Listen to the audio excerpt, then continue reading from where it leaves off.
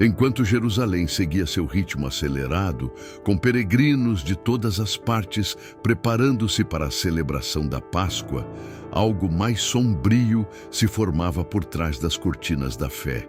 A cidade, que ainda guardava o eco das palavras e confrontos de Jesus no templo, agora era dominada por um silêncio estranho.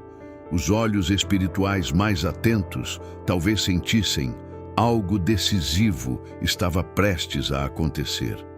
Jesus havia se retirado com os discípulos para Betânia.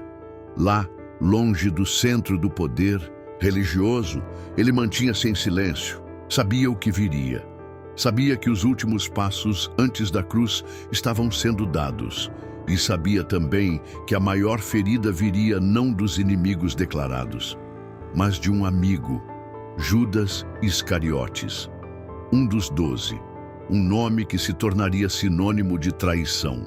Mas até aquele momento, ninguém desconfiava. Judas caminhava com os outros, ouvia os ensinamentos, via os milagres. Era o tesoureiro do grupo. Tinha a confiança de todos, mas no seu coração algo havia mudado. Talvez uma decepção, talvez uma frustração com o tipo de Messias que Jesus havia se revelado ser. Manso, humilde, servo. Judas esperava um líder forte, político, libertador. E diante do contraste entre expectativa e realidade, seu coração se endureceu. No início daquela quarta-feira, aparentemente, tudo seguia normal. Mas no íntimo, Judas tomava decisões. Ele se separa do grupo, seus passos são calculados, seu rosto neutro, vai até os principais sacerdotes, aqueles que já buscavam prender Jesus sem causar comoção pública. Ali, numa conversa fria, é feito o acordo. O que me darão se eu o entregar a vocês? 30 moedas de prata, o valor de um escravo, segundo a lei de Moisés. Um preço irônico, um preço pequeno diante da grandeza do homem que estava sendo negociado. Mas Judas aceita. E com isso, sela um pacto silencioso com as trevas. Daquele momento em diante, ele começa a buscar uma oportunidade para entregar Jesus em segredo. Não durante a festa, não diante das multidões, mas num momento estratégico, quando ninguém visse, quando tudo pudesse ser feito nas sombras. Enquanto isso, Jesus permanece com os outros discípulos. Ele sabe, conhece os corações, vê através das intenções, mas não expõe Judas, não o confronta publicamente.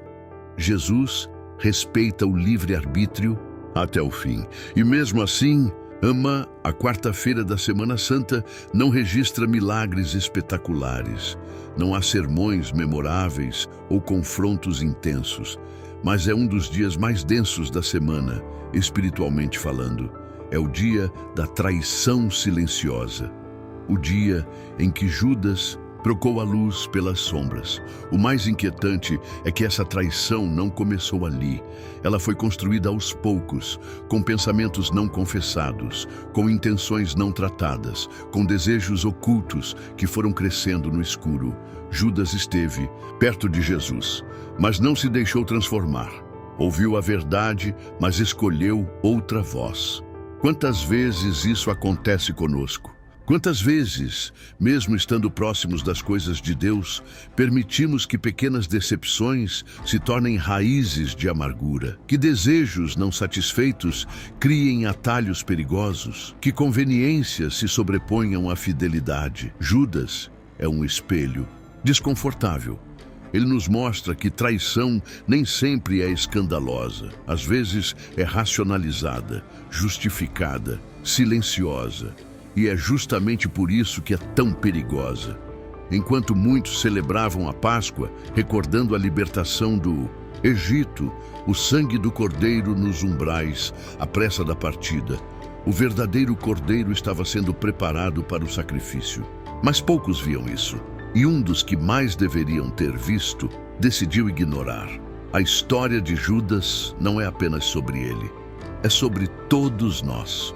Sobre os momentos em que vendemos nossa fé por aceitação, em que negamos nossos princípios por Medo, em que trocamos o eterno pelo imediato, e sobre como a traição não é um ato isolado, mas uma sequência de pequenas escolhas. Jesus, mesmo sabendo de tudo, continuou com Judas à mesa, continuou partilhando o pão, continuou oferecendo graça. Isso nos ensina algo poderoso. O amor de Cristo não depende do nosso mérito. Ele continua nos alcançando até o último instante, mas também nos confronta. O que faremos com esse amor? A quarta-feira da Semana Santa é um convite à introspecção, um chamado para examinarmos o coração, para percebermos onde temos cedido, onde temos feito acordos que nos afastam de Deus, onde temos traído, em silêncio, aquele que nos ama com intensidade eterna. Não precisamos repetir a história de Judas. Ainda há tempo para arrependimento. Ainda há espaço para voltar atrás. Ainda podemos escolher a luz. Se essa mensagem falou ao seu coração, curta o vídeo, inscreva-se no canal e escreva nos comentários: eu escolho permanecer com Jesus. E no próximo episódio da série, nos Passos da Páscoa, vamos viver juntos a Quinta-feira Santa, o dia da última ceia, o momento em que Jesus parte o pão, lava os pés dos discípulos e deixa um novo mandamento. Nos vemos lá.